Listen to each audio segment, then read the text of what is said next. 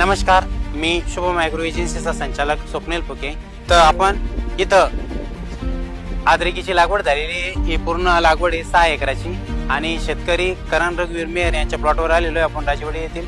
आणि यांना आपण अद्रक लागवडीच्या नंतर एका महिन्यानं 30 ते 35 दिवसानं श्रीकर कंपनीचं हिली हे प्रोडक्ट दिलं होतं. आणि हिली हे प्रोडक्ट दिल्याच्या नंतर ही अद्रक तुम्ही पाहू शकता की बा आज रोजी किती हिरवेगार आहे आणि जबरदस्त क्वालिटी. हिलीचं जे प्रमाण आहे ते एकरी 4 ते 5 किलोचं आहे. आणि हिली दिल्यानं काय होतं, तर हिली दिल्यानं जमिनीचा पीएच जर जास्त जरी असला तर तो कंट्रोलमध्ये येतो आणि कमी पण असला तर तो मेंटेन करण्याचं काम हे हिलीनं होतं.